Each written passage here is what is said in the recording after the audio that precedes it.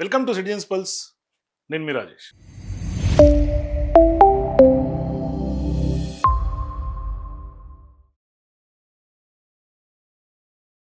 So ఇప్పుడు first phase ఎన్నికలు బెంగాల్లో ముగిసిన తర్వాత రెండో ఫేజ్ ఎన్నికలకు బెంగాల్ సిద్ధమవుతుంది.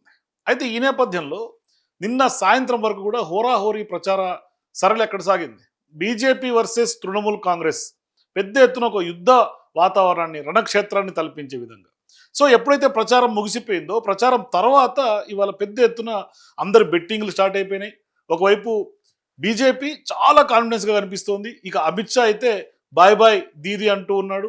ఇక ఒకవైపు టీఎంసీకి సంబంధించినటువంటి పార్టీ నాయకులు కూడా, అది మమతా బెనర్జీ అయినా లేకుంటే సహాని ఘోష్ కానీ ఎంపీ, ఇట్లా చాలామంది టీఎంసీ లీడర్లు ఎవరు తీసుకున్నా కూడా ఒక రకమైనటువంటి కాన్ఫిడెన్స్ ఖచ్చితంగా కనిపిస్తోంది. మేము ఖచ్చితంగా ఈసారి గెలిచి తీరుతాం అని మమతా బెనర్జీకి సంబంధించినటువంటి నాయకులు, ఇక బీజేపీ నాయకులు అయితే ఎంటైర్ నరేంద్ర మోదీ నుంచి మొదలు పెడితే నరేంద్ర మోదీ, అమిత్ షా, లేదంటే ఆల్మోస్ట్ ఎన్డీఏ కూటమి పార్టీలు, అట్లాగే బీజేపీ పార్టీ, డబుల్ ఇంజన్ సర్కార్ ఉన్నటువంటి రాష్ట్రాల సీఎంలు అందరూ కూడా విస్తృతంగా బెంగాల్లో రెండో విడత కోసం ప్రచారం చేశారు. సరే, ఒకవైపు ఎస్ఐఆర్ ఇంపాక్ట్ ఉంటుంది, ఎస్ఐఆర్ వల్ల గేమ్ మారిపోయింది, ఇట్లా చాలా ఈక్వేషన్స్ తెర మీదకి వచ్చినాయి. మనం కూడా గతంలో మాట్లాడుకున్నాం. అయితే ఇవాళ మరి అమిత్ షా కానీ లేకుంటే నరేంద్ర మోదీ కానీ అక్కడే తిష్ట వేసుకొని మరి రాజకీయం చేస్తున్నటువంటి నేపథ్యంలో, బెంగాల్ ఖచ్చితంగా గెలిచి తీరుతామని చెప్తున్నటువంటి నేపథ్యంలో, మరి ఇప్పుడు బెంగాల్ బీజేపీకి గెలుపుకి ఎందుకు అంత కీలకం అంటే, ఇవాళ 2024 పార్లమెంట్ ఎన్నికల తర్వాత ఒకసారిగా బీజేపీ గేమ్ మొదలుపెట్టింది దేశంలో అని చెప్పుకోవాలి. అయితే ఇవాళ ఒకసారి ఆ రణక్షేత్రాన్ని, అంటే ఒకవైపు Mamata Banerjee versus Didi versus BJP లాగా సాగుతోంది ఇవాళ. అయితే ఎప్పుడైతే దీదీ వర్సెస్ బీజేపీ అక్కడ ఎన్నికలు జరుగుతున్నటువంటి నేపథ్యంలో ఒకవైపు సిఆర్పిఎఫ్ బలగాల్ని మోహరించి పెద్ద ఎత్తున యుద్ధ వాతావరణం తెరలేపటం, అట్లాగే సోషల్ మీడియా వేదికల మీద కూడా ఇప్పుడు మనం ఒక ఇమేజ్ చూసుకుంటే వెస్ట్ బెంగాల్ మ్యాప్ మీద అమిత్ షా ఇవాళ సాఫ్రన్ కలర్ దాన్ని మనం చూపించట్లేదు, ఎందుకంటే ప్రచారం స్టార్ట్ అయిపోయింది, అంటే ప్రచారం ఎండ్ కాబట్టి మనం దాన్ని సాఫ్రన్ కలర్ చూపించట్లా. కానీ ఇక్కడ ఆ వెస్ట్ బెంగాల్ మ్యాప్ని ఆయన బ్రష్ తోటి ఆ యొక్క పెయింటర్ లాగా అమిత్ షా సాఫ్రన్ కలర్ పూస్తున్నటువంటి ఇమేజెస్ బీజేపీ ట్రోల్ చేస్తోంది. టీఎంసీ అయితే ఎన్నికల ప్రచార సరళిని మార్చేసింది. ఎప్పుడైతే ఫస్ట్ ఫేజ్ తర్వాత సెకండ్ ఫేజ్కి ఫస్ట్ ఫేజ్కి టీఎంసీ ట్రెండ్ క్యాంపెయిన్ స్ట్రాటజీస్ మార్చేసింది. ఇక టీఎంసీకి సంబంధించినటువంటి నాయకులు కూడా సోషల్ మీడియా పోస్టులు కనుక చూస్తే, ఇక ఎవరైతే అమిత్ షా కొంత సూట్ కేస్ ట్రాలీ పట్టుకొని ఫ్లైట్ ఎక్కి ఢిల్లీకి వెళ్ళిపోతున్నట్టుగా అటువంటి ఇమేజ్లు, ఏఐ క్రియేటెడ్ ఇమేజెస్ వాళ్ళు పెడుతుంటే, మమతా బాయ్ బాయ్ పేరుతో వీళ్ళు కూడా పెడుతున్నారు. ఇక స్ట్రాటజిస్ట్, ఎవరైతే టీఎంసీకి స్ట్రాటజిస్ట్గా ఉన్నటువంటి ప్రశాంత్ కిషోర్ కూడా అమిత్ షా అట్లాగే వాళ్ళందరూ కూడా ఢిల్లీకి వెళ్ళిపోయే ఫ్లైట్ ఎక్కే ప్యాకప్ చెప్పుకొని ఫ్లైట్ ఎక్కే ఫోటోలే పెడుతూ ఉన్నారు. సరే, ఇదంతా మాట్లాడుకునే ముందు ఇవాళ మనం ముఖ్యమైనటువంటి విషయం మాట్లాడాల్సినటువంటి అవసరం ఉంది. దాని మీద కొంత విశ్లేషణ కూడా చేయాల్సినటువంటి అవసరం ఉంది. మరి మే 4వ తేదీన ఎన్నికల ఫలితాలు రాబోతూ ఉన్నాయి. అది వెస్ట్ బెంగాల్తో పాటుగా తమిళనాడు, కేరళ జరిగినటువంటి 5 రాష్ట్రాల ఎన్నికలకు సంబంధించిన ఫలితాలు కూడా వస్తాయి. అయితే ఇక్కడ ప్రధానంగా వెస్ట్ బెంగాల్ మీద అందరి దృష్టి ఉంది. ఎందుకు వెస్ట్ బెంగాల్ అంటే 2024 సంవత్సరంలో జరిగినటువంటి పార్లమెంట్ ఎన్నికలు, దాని తర్వాత అత్యంత కీలకమైనటువంటి రాజకీయ సంఘటన అవుతున్నాయని చెప్పుకోవాలి. అంటే ఇప్పుడు జరగబోతున్నటువంటి యొక్క వెస్ట్ బెంగాల్ ఎన్నికలు ఇది అతిపెద్ద యుద్ధ వాతావరణానికి, లేకుంటే అందరికీ చాలా ఇంపార్టెంట్, బీజేపీకి మరీ ఇంపార్టెంట్. మరి ఇతర రాష్ట్ర ఎన్నికలనేమి మనమేం తక్కువ చేసి మాట్లాడాల్సినటువంటి అవసరం లేదు. కేవలం అందరి దృష్టి వెస్ట్ బెంగాల్ మీదే ఉంది. కానీ ఈ 4 రాష్ట్రాలు, అస్సాం కానీ, పశ్చిమ బెంగాల్, తమిళనాడు, కేరళ, ఈ యొక్క ఫలితాలు దేశ రాజకీయ ముఖ చిత్రాన్ని, దేశ రాజకీయ సినారియోని, ఆ యొక్క డైనమిక్స్ని మార్చేసే అవకాశాలు కూడా ఉంటాయి ఈ ఎన్నికల తర్వాత. మరి ముఖ్యంగా బీజేపీకి ఇది లోక్సభ ఎన్నికల తర్వాత అత్యంత ముఖ్యమైనటువంటి ఎన్నికలుగా కూడా మనం దీన్ని చూడాల్సినటువంటి అవసరం ఉంది. అందుకనే బీజేపీ చాలా సీరియస్గా పోరాడుతోంది. ఖచ్చితంగా గెలుపు మాదే అని చెప్తోంది. అయితే ఇక్కడ ప్రధానంగా 2024 పార్లమెంట్ ఎన్నికల తర్వాత ఏమైంది అన్న ప్రశ్న మనం ఇక్కడ వేసుకోవాల్సినటువంటి సందర్భం. అయితే ఇప్పుడు ఆ యొక్క పార్లమెంట్ ఎన్నికల తర్వాత ఎంతోమంది విశ్లేషకులు కానీ, లేకుంటే ఎన్నికలు నిశ్చితంగా గమనిస్తున్నటువంటి మేధావులు కానీ, లేకుంటే ఎడిటోరియల్స్ కూడా రాశారు. ఆ యొక్క ఎడిటోరియల్స్ రాసినటువంటి నేపథ్యంలో వాళ్ళందరూ కూడా ఇప్పుడు పార్లమెంట్ ఎన్నికల తదుపరి పరిణామాల వల్ల ఒకసారిగా మారిపోయారని చెప్పుకోవాలి. ఎందుకంటే మోదీ తన అపజయాన్ని కోల్పోయారు, బీజేపీ చరిత్ర ముగిసిపోయింది, కొంత ప్రతిపక్షం బలపడింది. ఇటువంటి సంకేతాలు వచ్చే ఒక కథనాలు తెర మీదకి వచ్చినాయి. అటువంటి వాదనలు పెరిగింది. అట్లా ఆ దిశగా రాశారు. ఏకంగా ఇండియన్ ఎక్స్‌ప్రెస్ లాంటి పత్రికలు అయితే మాత్రం కొంత సర్ఫోకేటివ్ షాడో లిఫ్ట్ అయింది అని కూడా కొంత అటువంటి ఎడిటోరియల్స్ రాశాయి. కానీ ఆ తర్వాత ఏమైంది అనేది ఒకసారి చూడాల్సినటువంటి అవసరం ఉంది. ఆ తర్వాత కనుక ఒకసారి మనం చూస్తే హర్యానాలో బీజేపీ 48 సీట్లు గెలిచింది. మహారాష్ట్ర, ఢిల్లీ, బీహార్, అరుణాచల్ ప్రదేశ్లో ఇట్లా బలంగా బీజేపీ ఒక్కొక్క రాష్ట్రం గెలుచుకుంటూ వస్తుంది. అంటే దేశం మొత్తం ఇవాళ కాషాయం కమ్ముకుంటోంది. జమ్మూ కాశ్మీర్లో కూడా సింగిల్ లార్జెస్ట్ లేదా సెకండ్ లార్జెస్ట్ పార్టీగా కూడా ఇవాళ బీజేపీ కొంత ఎదిగినటువంటి పరిస్థితి. అప్పుడు ఆ సందర్భంలో తిరిగి మళ్ళీ కాంగ్రెస్ వచ్చింది. అది త్వరలోనే ఢిల్లీ దక్కుతుందని అన్నటువంటి ఆ టైంలో అన్నటువంటి లిబరల్ విశ్లేషకులందరూ కూడా కొంత టర్న్ కోట్ ఇప్పుడు ఎక్కడ ఉన్నారు అన్న ప్రశ్నలు కూడా చాలా మంది బీజేపీ నాయకులు లేవనెత్తున్నారు. అంటే కాంగ్రెస్ 3 రాష్ట్రాల్లో అధికారంలో ఉంది. ఒకటి హిమాచల్, తెలంగాణ, కర్ణాటక. ఈ 3 రాష్ట్రాలు కూడా పెద్దగా భారీ మెజారిటీతో ఉన్నటువంటి విక్టరీస్ ఏమీ కాదు కాంగ్రెస్ పార్టీ. కేవలం అరకొర మెజారిటీస్ తోటే ఉన్నటువంటి అధికారం ఉన్నటువంటి రాష్ట్రాలు. మరి ఇవి ఏం చెప్తుంది? బీజేపీ ఇంకా బలంగానే ఉందని స్పష్టంగా నిరూపితమవుతోంది. బీజేపీకి ఎందుకు ఈ ఎన్నికలు అంత ముఖ్యం అన్నది కూడా చూడాల్సినటువంటి అవసరం ఉంది. ఎందుకంటే అస్సాం మనం జరిగినటువంటి ఎన్నికల్లో ప్రధానమైనటువంటి ఎన్నిక వెస్ట్ బెంగాల్ అందరి దృష్టి ఉన్నప్పుడు కూడా అస్సాంలో హేమంత్ బిశ్వ శర్మ స్వయంగా చెప్పినట్లు రాష్ట్రంలో సుమారుగా 40% ముస్లిం ఓట్లు ఉన్నాయని ఆయన స్పష్టంగా చెప్పారు. అయినా బీజేపీ ఇక్కడ 2 సార్లు అధికారంలో ఉంది. ఈసారి కూడా ఖచ్చితంగా గెలిస్తే 40% ముస్లిం ఓటు ఉన్నటువంటి రాష్ట్రంలో బీజేపీ విజయం సాధించడం అంటే ఖచ్చితంగా దేశవ్యాప్తంగా హిందువులందరూ కూడా అంటే హిందువులందరూ కూడా సంఘటితం అవుతున్నట్లుగా మనం ఈ యొక్క నిదర్శనంగా మనం దీన్ని చెప్పుకోవచ్చు. అస్సాం ఎన్నికల్లో ఒకవేళ బీజేపీ మళ్ళీ గెలిస్తే ఆల్రెడీ సర్వేలన్నీ బీజేపీనే గెలుస్తుంటూ కూడా చెప్తున్నారు. మనం కూడా మాట్లాడాం.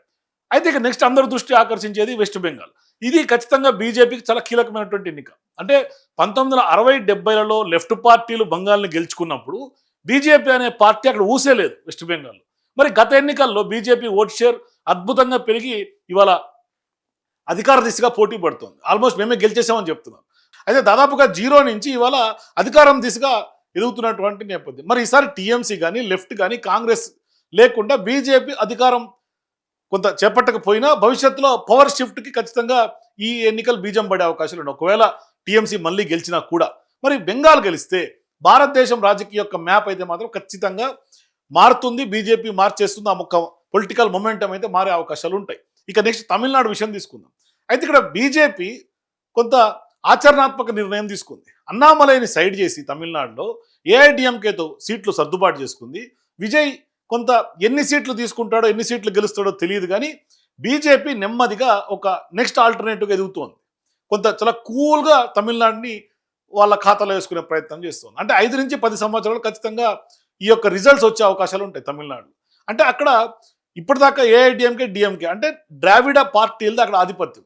ఆ యొక్క ఆధిపత్యాన్ని ఇవాళ అక్కడ బీజేపీ చెక్ పెట్టగలిగింది. దాంట్లో ఇది ఒక మొదటి అడుగు ఈ ఎన్నిక అని చెప్పాలి. మరి ఇక నెక్స్ట్ కేరళలో బీజేపీ ప్రస్తుతం 10 నుంచి 20% ఓట్ షేర్ మధ్యనే ఉంది. ఇది 1990 సంబంధించి ఆ యొక్క చివరిలో 2000 ప్రారంభంలో అస్సాంలో బీజేపీ ఉన్నటువంటి స్థితి. అప్పుడు అస్సాంలో ఏజేపీ వర్సెస్ కాంగ్రెస్ మధ్య పోటీ ఉండేది. బీజేపీ 5 నుంచి 10, 15, 20% ఇట్లా హిందూ ఓట్లన్నింటినీ కూడా కన్సాలిడేట్ చేసుకుంటా అధికారంలోకి వచ్చింది. సో ఇప్పుడు కేరళలో కూడా అదే జరగవచ్చు అన్నది చాలా మంది మేధావులు మాట్లాడుతున్నారు. అంటే కొంత ఖచ్చితంగా మనం మార్క్ చేసుకోవాల్సినటువంటి వర్డ్స్ ఏంటంటే బీజేపీ ఇక్కడ నెమ్మదిగా కానీ కొంచెం పవర్ఫుల్గానే ఎదుగుతోంది అని స్పష్టంగా చెప్పుకోవచ్చు. అయితే ప్రస్తుతానికి ఈ ఎన్నికలు అయితే మాత్రం బీజేపీ నరేంద్ర మోదీ, అమిత్ షా, బీజేపీ అధ్యక్షుడిగా ఉన్నటువంటి కొత్త అధ్యక్షుడికి, సీఎంలకి, అన్ని రాష్ట్రాల సీఎంలకి అందరికీ కూడా లోక్సభ ఎన్నికల తర్వాత అత్యంత ముఖ్యమైనటువంటి ఎన్నికలుగా మనం దీన్ని చెప్పాల్సినటువంటి అవసరం ఉంది. మరీ ముఖ్యంగా ఇవాళ వెస్ట్ బెంగాల్ మీద బీజేపీ ఎక్కువ ఫోకస్ పెట్టింది. అస్సాంలో ఎట్లాగూ పట్టు నిలుపుకొని మళ్ళీ అధికారం దిశగా అడుగులు పడే అవకాశం ఉంటుంది. బెంగాల్లో బలమైనటువంటి ప్రదర్శన ఇప్పటికే చేస్తోంది. మొత్తం సాయశక్తులు అడ్డుతోంది బీజేపీ.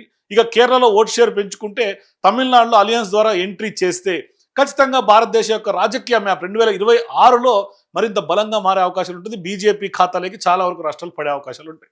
మరి 2024లో బీజేపీ శకం ముగిసిపోయింది, బీజేపీ పని అయిపోయింది, లేకుంటే వ్యతిరేకత స్టార్ట్ అయింది, మోదీ హవా తగ్గిపోయింది, మోదీ బ్రాండ్ పడిపోయింది అన్న వాళ్ళందరూ కూడా ఇప్పుడు మౌనం వహించడం తప్ప యాదృచ్ఛికం అయ్యే పరిస్థితులే కనిపిస్తున్నాయి. మరి మే 4 తర్వాత ఫలితాలు దేశ రాజకీయ భవిష్యత్తుని అయితే మారే అవకాశాలు ఉంటాయి. అయితే ఇక్కడ ప్రధానంగా నిన్నటి దాకా జరిగినటువంటి వెస్ట్ బెంగాల్, ఎందుకంటే వెస్ట్ బెంగాల్ గురించి మనం మాట్లాడుతున్నాం, 4 రాష్ట్రాల తర్వాత వెస్ట్ బెంగాల్ గురించి మనం మాట్లాడుకుంటే వెస్ట్ బెంగాల్లో ఒకసారి కనుక చూస్తే, సో వెస్ట్ బెంగాల్లో ఎప్పుడైతే ఫస్ట్ ఫేజ్ ముగిసిన తర్వాత సెకండ్ ఫేజ్ స్టార్ట్ అయిన తర్వాత ఎప్పుడైతే యూపీ సీఎంగా ఉన్నటువంటి యోగి ఆదిత్యనాథ్ లేకుంటే వీళ్ళందరూ కూడా హిందూ ఎజెండాతో బీజేపీ దూసుకెళ్తున్నటువంటి నేపథ్యంలో వీళ్ళు కూడా ఒకసారిగా వీళ్ళ వాయిస్ మార్చారు. ఇప్పుడు ఏమైపోయింది అంటే టీఎంసీకి సంబంధించినటువంటి అధినేతగా ఉన్నటువంటి మమతా బెనర్జీ ఒకవైపు, ఇటువైపు అన్ని రాష్ట్రాల సీఎంలు అమిత్ షా, మోదీ మొత్తం అందరూ కూడా ఒకవైపు. సరే, నరేంద్ర మోదీ అయినా అమిత్ షా అయినా కూడా ఎక్కడ కూడా ఎన్నికల క్యాంపెయిన్ తగ్గట్లేదు. నరేంద్ర మోడీ తనదైనటువంటి స్టైల్లో దూసుకెళ్తున్నాడు. మరోవైపు ఇక్కడ ప్రధానమైనటువంటి వ్యవహారంలో కమల వికాసమా విలాపమా అని ఇందాక నేను చెప్పాను. నిజంగా అందరూ ఆశిస్తున్నట్టుగా కమలం వికసిస్తుందని చెప్తున్నారు. మరి అక్కడ నిజంగా వికసిస్తుందా విలపిస్తుందా ఏం జరగబోతున్నది మీ అభిప్రాయాలు కింద కామెంట్స్ తెలియజేయండి. కానీ ఇవాళ ఒకవేళ వికసిస్తే ఆ వికసించడానికి కారణాలు నేను ముందే చెప్తా, ఎట్లా అయ్యే అవకాశాలు ఉంటాయనేది కూడా నేను చెప్పే ప్రయత్నం చేస్తా. ఒకసారి ఈ బయట విందాం. ఎంపీ షయానీ ఘోష్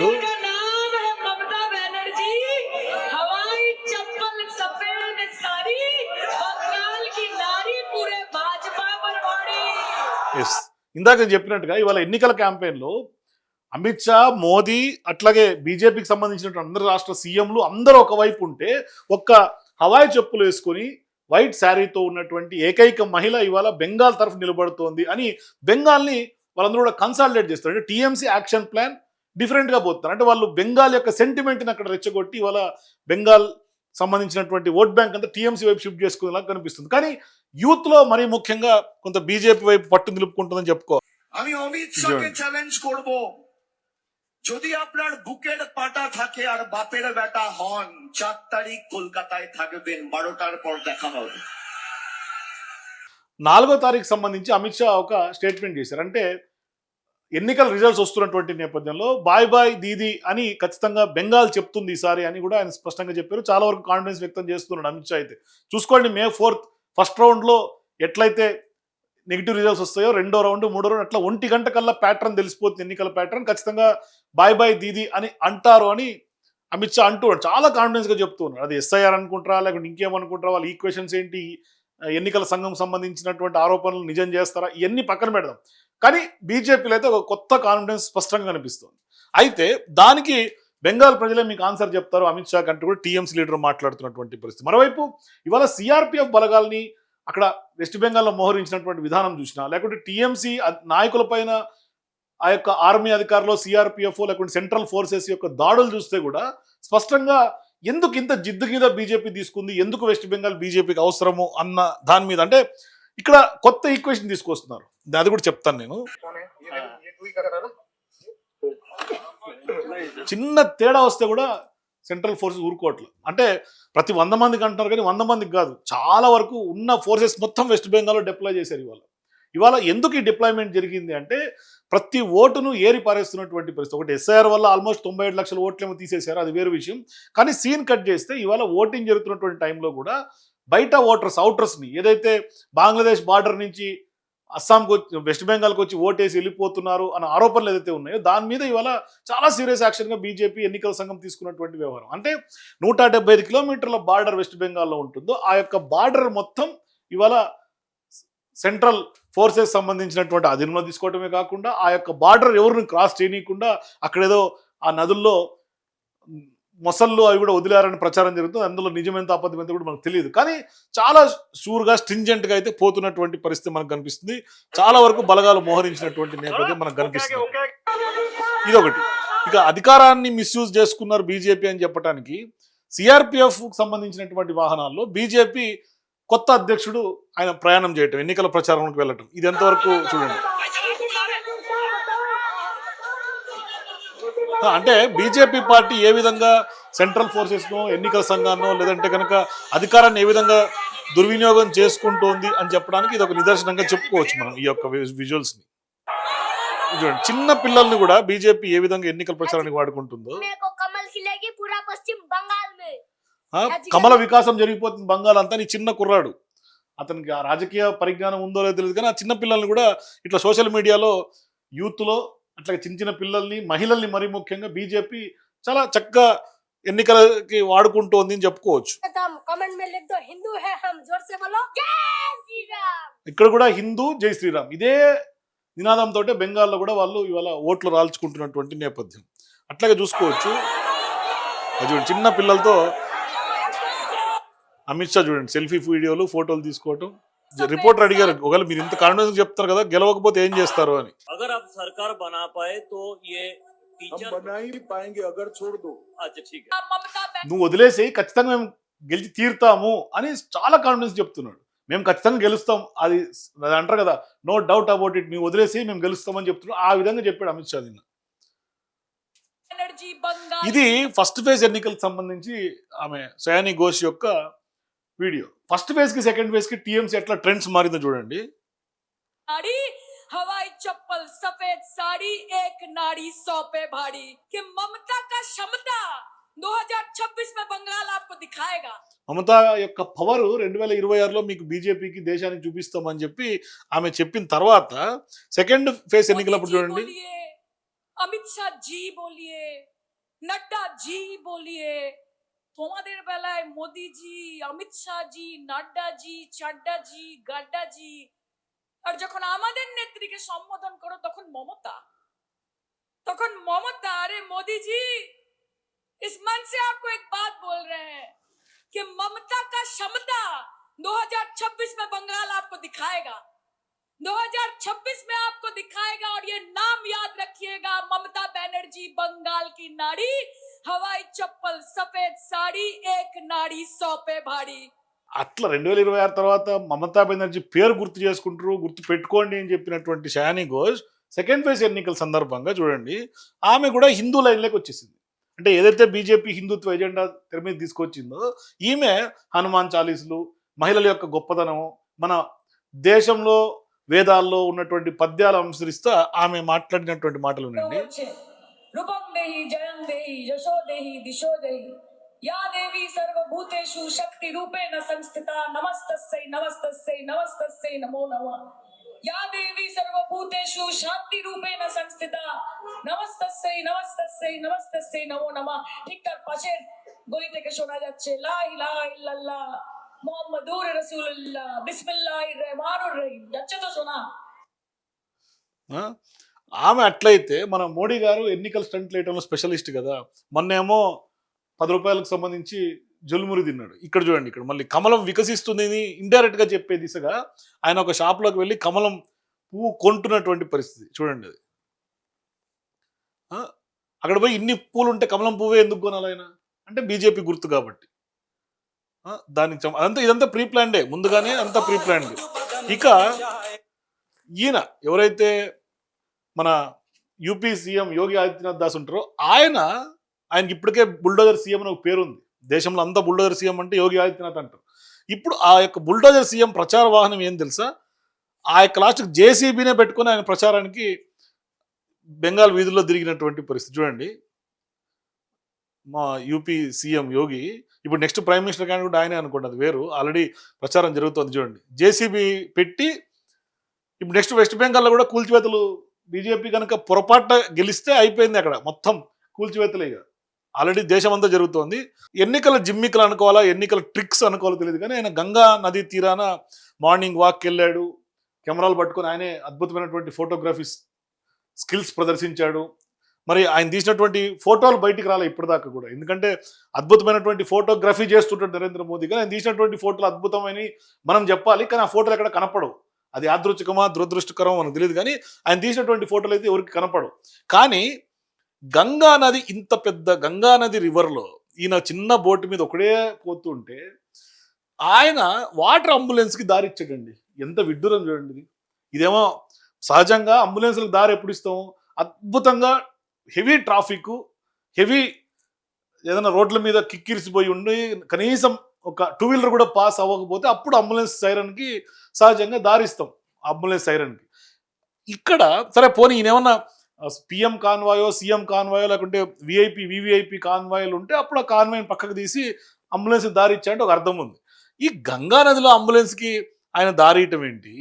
సరే గంగా నదిలో ఎన్ని అంబులెన్సులు తిరుగుతూ ఉంటాయి, అసలు గంగా నదిలో అంబులెన్స్ ఎందుకు పోతుంది, ఇదంతా ఏం లేదు, మొత్తం ఎన్నికల జిమ్మిక్. ఇది సోషల్ మీడియాలో నరేంద్ర మోదీ గారు కూడా గంగాలో వాటర్ అంబులెన్స్కి దారిచ్చాడు. ఇది బీజేపీ నెరేటివ్ ప్రజల్లోకి. అసలు అరే ఎంత మానవతా దృక్పథం ఉందో, మానవతా కోణం ఉందో నరేంద్ర మోదీ గారిలో ఇంక అందరూ చెప్పుకోవాలా, గొప్ప అని ప్రచారం చేయాలి. నిజంగా ఎయిర్ అంబులెన్స్ ఎన్ని తిరుగుతాయి అక్కడ అసలు చూడండి. అది నార్మల్ బోటు, ఇది ఎయిర్ అంబులెన్స్. ఆయన ఫోటో కూడా ఆపుకొని మరి దారిచ్చాడు. ఇది చూడండి, ఇది ఎంత కాన్ఫిడెన్స్గా మాట్లాడుతున్నారు అమిత్ షా. ఇప్పుడు చూడండి, ఇక్కడ ఎట్లయితే బీజేపీ మొత్తం అన్ని రాష్ట్రాలని, భారతదేశంలో ఉన్నటువంటి అన్ని రాష్ట్రాలను, ఒక ఎక్సెప్ట్ ఒక 7-8 రాష్ట్రాలు తప్ప అన్ని రాష్ట్రాలని బీజేపీ ఖాతాలో వేసేసుకుంది. ఇప్పుడు వెస్ట్ బెంగాల్ మీద పడింది. ఖచ్చితంగా వెస్ట్ బెంగాల్ గెలిచి తీరాలి అన్న ఒక ఇది ఇక్కడుంది. వెస్ట్ బెంగాల్ టీఎంసీ దాన్ని కొట్టాలి. ఇప్పుడు ఈ వెస్ట్ బెంగాల్ కూడా కొట్టేసి ఇదంతా కూడా బీజేపీ హస్తగతం చేసుకోవాలి. ఇది వీళ్ళ లక్ష్యం. बंगाल की जनता ने अपना भविष्य पहले चरण में ही तय कर लिया है। ఫస్ట్ ఫేజ్ లోనే బెంగాల్ యొక్క భవితవ్యాన్ని బెంగాల్ ప్రజలు డిసైడ్ అయిపోయారంట బీజేపీ గెలుపు. गुरु टागोर, महान सुभाष चंद्र बोस और खुदीराम बोस की ये भूमि ने विकास को चुना है। नरेंद्र मोदी जी के नेतृत्व में भारत के विकास की जो यात्रा चल रही है, उसमें बंगाल के प्रथम चरण के मतदाताओं ने स्पष्ट कर दिया है कि बंगाल भी उसमें जुड़ने जा रहा है। 16 जिलों की 52 सीटों पर 92.98% मत ये निश्चित रूप से बताता है। సరే, ఆయన 150 సీట్లలో మన ఫస్ట్ ఫేజ్ పోలింగ్ జరిగితే ఆల్మోస్ట్ 110 120 గెలుస్తామని చాలా కాన్ఫిడెన్స్గా ఉన్నారు అమిత్ షా. అయితే ఇక్కడ లెక్కలు ఏంటంటే, సరే ఇక్కడ బీజేపీ అధ్యక్షుగా లేకుంటే బీజేపీ పార్టీ అమిత్ షా అయినా నరేంద్ర మోదీని ఎందుకు అంత చాలా కాన్ఫిడెన్స్ కనిపిస్తున్నారు? ఖచ్చితంగా మేమే గెలిచేసాం అన్నట్టుగా ఎందుకు మాట్లాడుతున్నారు? ఆ గెలుపుకి ఏంటి సంకేతం? ఇది ఎందుకు అంటే, ఇక్కడ ప్రధానంగా కాంగ్రెస్ పార్టీ బీజేపీ ఇంత సీరియస్గా ఫైట్ చేస్తోంది వెస్ట్ బెంగాల్ గెలవాలని, మమతా బెనర్జీ పోరాడుతోంది. మరి రాహుల్ గాంధీ చేసినటువంటి క్యాంపెయిన్ అంతా కూడా టీఎంసీ యొక్క దానికి సంబంధించి ఆమె వెళ్ళిపోతుంది, ఆమె అవినీతి అంతమైపోతుంది, ఆమె అంతమైపోవాలి అని జాతీయ స్థాయిలో ఇద్దరు కూడా ఇవాళ ఇండియా కూటమిలో ఉన్నటువంటి పార్టీలే. కేరళలో ఏ విధంగా అయితే జరిగిందో అదే తీరున ఇక్కడ ఇద్దరు కూడా బీజేపీ బీ టీం, నువ్వు బీ టీం అంటే నువ్వు బీ టీం బీజేపీకి అని కూడా కొట్లాడి ఏ టీంగా ఉన్నటువంటి బీజేపీని గెలిపిస్తున్నటువంటి పరిస్థితి. ఈయన ఏమంటారు క్యాంపెయిన్లో, మమతా బెనర్జీ యొక్క అవినీతి అరాచకాలు అడ్డుకట్టబడిపోతుంది, అంతమైపోతుంది, ఇప్పుడు ఖచ్చితంగా మమత ఓడిపోతుంది. సరే, మమత ఓడిపోతుంది, ఎవరు అధికారంలోకి వస్తారు అంటే ఖచ్చితంగా మళ్ళీ బీజేపీ. ఆప్షన్ లేదు, సెకండ్ ఆప్షన్ లేదు. పోనీ మీరేమన్నా ఆప్షన్ ఉన్నారంటే లేదు. కాంగ్రెస్ లెఫ్ట్ అక్కడ దరిదాపుల్లో కూడా లేవు, కనీసం ఎన్ని సీట్లో గెలుస్తలేదు. అంటే బీజేపీ గెలుపుకు రాహుల్ గాంధీ సహకరిస్తున్నాడు అక్కడ ఇండైరెక్ట్. లేదు, నీ గెలుపు ఇక్కడ లేదు అన్నప్పుడు ఈమెకు సహకరించి ఈమె విజయానికి దోహదపడవచ్చు కదా. లేదు, ఇక్కడ హిపోక్రసీ రాహుల్ హిపోక్రసీ ఎంతకు దారి తీసిందంటే ఇవాళ బీజేపీని వెస్ట్ బెంగాల్లో గెలిపిస్తున్నటువంటి పరిస్థితి. ఒకవేళ నిజంగా బీజేపీ గెలిస్తే, కానీ ఈక్వేషన్స్ ఎట్లా వస్తాయి రిజల్ట్స్ అని చూడాలి. ఎందుకంటే సెకండ్ ఫేజ్ ఎన్నిక ఉంది కాబట్టి మరి అక్కడ బీజేపీ పైన ఇంత పెద్ద ఎత్తున వాళ్ళ మెకానిజమ్స్ అన్ని వాడుతున్నటువంటి నేపథ్యంలో తిరుగుబాటు వస్తుందా, లేదు బెంగాల్ సెంటిమెంట్ వర్కౌట్ అయ్యి వాళ్ళందరూ కూడా లోకల్స్ అందరూ ఒకటవుతారా, అది సెకండరీ. కానీ ఇక్కడ నువ్వు బీ టీం అంటే నువ్వు బీ టీం అని మాట్లాడుకొని లాస్ట్కి బీజేపీని గెలిపిస్తున్నటువంటి పరిస్థితి. ఇక రెండో విషయం తీసుకుంటే, Rahul Gandhi TMC is paving the way for BJP responsible for job failure and states failure. అంటే ఇప్పుడు టీఎంసీ ఉద్యోగ కల్పనలో కానీ, స్టేట్ ఫినాన్షియల్ డెఫిసిట్స్ కానీ, స్టేట్స్లో ఉన్నటువంటి ఫెయిల్యూర్స్ అనేటివి కూడా టీఎంసీనే కారణం, టీఎంసీనే ఆ యొక్క దానికన్నిటికి కూడా బాధ్యత వహించాలని చెప్పి బీజేపీకి దారి చేస్తున్నటువంటి పరిస్థితి. అది స్పష్టం కదా, దారి చూపిస్తోంది. మళ్ళీ ఇక్కడేమి వీళ్ళేంటి, Congress is the BJP's be team అని టీఎంసీ అధినేతగా ఉంటుంది మమతా బెనర్జీ విమర్శిస్తుంది. సీన్ కట్ చేస్తే ఇద్దరు కూడా ఎన్డీ అలయన్స్లో జాతీయ స్థాయిలో వీళ్ళు పోరాడతారు. కానీ సీన్ కట్ చేస్తే మళ్ళీ స్టేట్ లెవెల్కి వచ్చేసరికి ఒకరికొకరు ఓడించుకుంటారు. ఇక్కడ నిజంగా ఇవాళ మమతా బెనర్జీ ఓడిపోతే దానికి రాహులే కారణంగా చెప్పాల్సినటువంటి అవసరం ఉంది. ఇక ఇక్కడ అతి పెద్ద ఈక్వేషన్ చెప్తాను చూడండి మీకు.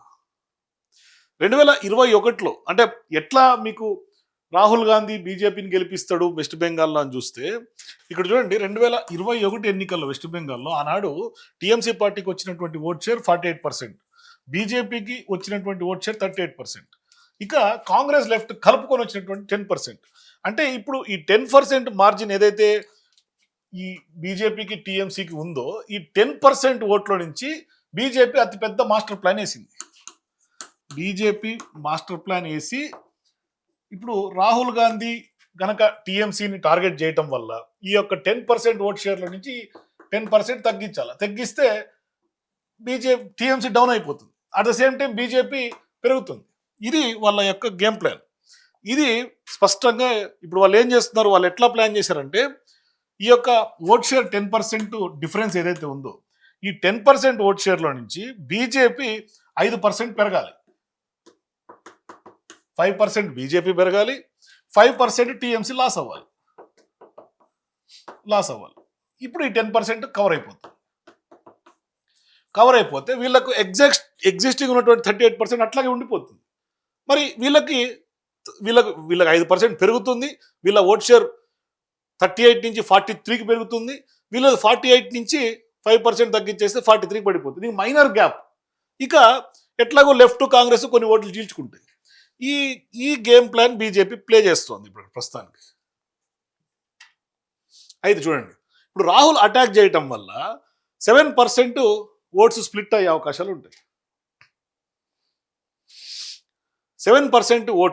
7% ఓట్లు షిఫ్ట్ అయ్యి టీఎంసీకి సంబంధించి ఇక్కడ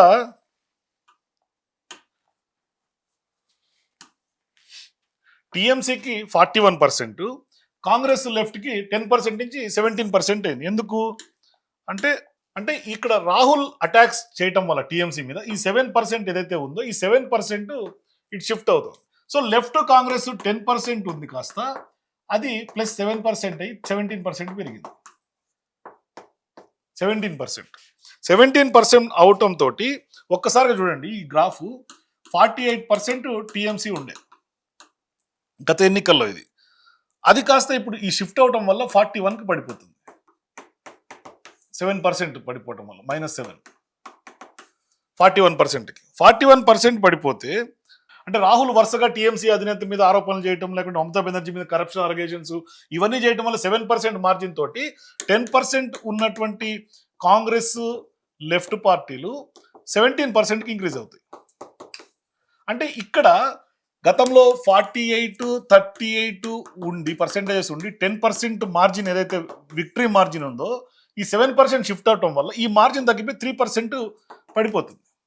విక్టరీ మార్జిన్ తగ్గిపోయింది. ఇక్కడ 7% అటు గెయిన్ అవటం తోటి రాహుల్ విమర్శలతోటి టీఎంసీ డౌన్ అవటం తోటి ఈ యొక్క విక్టరీ మార్జిన్ 3% పడిపోయింది. అట్లాగే ఈ 38% ఏదైతే స్ట్రాంగ్ ఓట్ బ్యాంక్ ఉంటుందో అట్లాగే ఉంటుంది బీజేపీకి. అట్లాగే ఇక్కడ ఈ 7% ఓట్ దేనికి సమానం తెలుసా? బీజేపీకి 50 సీట్లకు సమానం. ఈ 7% ఓట్ షేరు షిఫ్ట్ అవడం వల్ల బీజేపీకి 50 సీట్లు ఎట్లా లబ్ధి జరుగుతుంది అని మీకు డౌట్ రావచ్చు. అయితే ఈ యొక్క 7% ఓట్ షేర్ ఇవాళ టీఎంసీ నుంచి కాంగ్రెస్కి షిఫ్ట్ అవుతుందో లేకుంటే లెఫ్ట్కి షిఫ్ట్ అవుతుందో ఇప్పుడు ఈ యొక్క 7% ఓట్ బ్యాంక్ వల్ల ఆల్మోస్ట్ బెంగాల్లో చాలా రీజన్స్, అది మున్షిరాబాద్ కానీ లేదంటే నార్త్ బెంగాల్ ఇట్లా మాల్దా ఇట్లా కొన్ని ప్రాంతాలు, మాల్దా, మున్షిరాబాద్, అట్లాగే కనుక చూసుకుంటే నార్త్ బెంగాల్ ఈ యొక్క రీజన్స్లో గెలుపు కావాల్సిన ఓట్లు కేవలం 5,000 ఓట్లు మాత్రమే. ఈ 5,000 ఓట్లతోటే ఇప్పుడు ప్రధానంగా అక్కడ మార్జిన్గా 5,000 ఓట్లతోటే ఉంది. ఈ 5,000 ఓట్ల మార్జిన్ ఉన్నటువంటి నియోజకవర్గాలు, చాలా నియోజకవర్గాల్లో ఈ 7% ఓట్ షేర్ వల్ల బీజేపీ ఇంచుమించుగా 50 సీట్లలో గెలుపొందే అవకాశాలు ఉన్నాయి అనేది వస్తున్నటువంటి అనాలిసిస్. కానీ ఇక్కడ ప్రధానంగా ఈ 5 to 7% ఏదైతే ఉందో దానివల్ల బీజేపీ గెయిన్ అవుతుంది, భారీగా బీజేపీ గెయిన్ అవుతుంది, మార్జిన్ తగ్గిపోతుంది, దీనివల్ల బీజేపీ లబ్ధి జరుగుతుంది. అయితే ఇక్కడ చూడవచ్చు కన్సాలిడేషన్ వర్సెస్ ఫ్రాగ్మెంటేషన్. ఇది ఎట్లా ఉంది? The 7% trap is the path to 40% for the BJP. అంటే 48% ఉన్నటువంటి టీఎంసీ తగ్గిపోయి 38% ఉన్నటువంటి బీజేపీ పెరుగుతుంది ఓట్ పర్సెంటేజ్, 40% ప్లస్గా అవుతుంది బీజేపీ. కన్సాలిడేట్ ఎట్లా అవుతుంది? The BJP 38 base is solid, అంటే వాళ్ళకు ఉన్నటువంటి 38% అట్లాగే ఉంటుంది. ఆ గ్రాఫ్లో బార్లో 38% అట్లాగే ఉంటుంది. They are adding voters angry with the TMC governance, అంటే యాంటీ ఇన్కంబసీ ఓట్లు అంటే ప్రభుత్వ వ్యతిరేక ఓట్లను ఇవాళ చీలిపోతుంది. దీనివల్ల fragmentation, the 60% anti BJP vote is being split between TMC 41%, Congress left 15% on others. When the allies fight, the BJP 38% base suddenly becomes a winning majority. వాళ్ళకున్నటువంటి అంటే ఎదుటి వాళ్ళు ఓట్లన్నీ చీలిపోయిన తర్వాత వాళ్ళకున్నటువంటి బేసు కొంత గెయిన్ పొందితే ఆటోమేటిక్గా బీజేపీ గెలుపుకు అవకాశాలు ఉంటాయి. ఇక్కడ హిపోక్రసీ ఏంటి అంటే friends in Delhi, enemies in Bengal. గతంలో పార్లమెంట్ ఎన్నికల నాడు ఇండియా కూటమిలో ఫ్రెండ్స్గానే ఉన్నారు. ఇండియా కూటమిలోనే మమతా బెనర్జీ, అరవింద్ కేజ్రీవాల్, రాహుల్ గాంధీ, ఇట్లా మొన్న జరిగినటువంటి కేరళ సీఎం పినరాయి విజయన్, వీళ్ళందరూ కూడా ఇండియా కూటమిలో ఉన్నటువంటి పార్టీలే కదా. అయితే ఢిల్లీలో ఏమో మోడీ ప్రభుత్వం దించేందుకు జట్టు కడతారు, ఢిల్లీలో ఫ్రెండ్స్ అవుతారు, కానీ బెంగాల్లో మాత్రం ఎనిమిస్ అవుతారు. కేరళలో కూడా అదే పరిస్థితి. అయితే the India alliance is prioritising state level survival over national level unity. By failing to agree on a single candidate in West Bengal, they are handling the state to the BJP as a platter. అంటే ఎట్లా BJP అందిస్తుంది 7% margin ఇవాళ వీళ్ళ hypocrisy వల్ల, లేకుంటే వీళ్ళకి సంబంధించినటువంటి CM candidate ఒక డెసిషన్ లేకపోవటం, లేదంటే సింగిల్ క్యాండిడేట్ మీద నమ్మకం లేకపోవటం, వాళ్ళు దాన్ని ఫెయిల్ అవ్వటం, దానివల్ల ఇప్పుడు ఏమవుతుంది, బీజేపీ పార్టీకి వెస్ట్ బెంగాల్ని వడ్డించిన విస్తరలో వడ్డించినట్టుగా రాష్ట్రాన్ని బీజేపీకి అప్పచెప్తున్నారు. ఎవరు? ప్రతిపక్ష పార్టీలే. వీళ్ళలో ఐక్యత లేదు కాబట్టే బీజేపీ ఒక్కొక్క రాష్ట్రం కొట్టుకుంటూ పోతోంది. ఇవాళ పార్లమెంట్ ఎన్నికల తర్వాత ప్రతిపక్షాలు బలహీనపడుతున్నాయి, బీజేపీ మరింత బలపడుతుంది. ఏదైతే ఇవాళ గతంలో ఏదైతే ఆర్టికల్సో లేదంటే విశ్లేషణలు వచ్చినాయో, బీజేపీ మోడీ గ్రాఫ్ తగ్గిపోయింది, ఎన్డీఏ పడిపోయింది, అది ఇప్పుడు మారాల్సినటువంటి పరిస్థితి జరుగుతున్నటువంటి పరిణామాలు చూస్తే. సో చూద్దాం రేపు సెకండ్ ఫేజ్ ఎన్నికల్లో ఏం జరగబోతుందో చూద్దాం. మీరు కూడా ఏం జరగబోతుంది అనుకుంటే మీ అభిప్రాయాలు ఖచ్చితంగా కింద కామెంట్స్ తెలియజేయండి. మే 4న స్పష్టంగా అర్థమైపోతుంది ఎవరు ఏంటి, ఏ పార్టీ ఖాతాలో వెస్ట్ బెంగాల్ ఉండబోతుంది. సో మీరు కూడా మీ అభిప్రాయాలు కింద కామెంట్స్ తెలియజేయండి. For more videos please watch citizens pulse.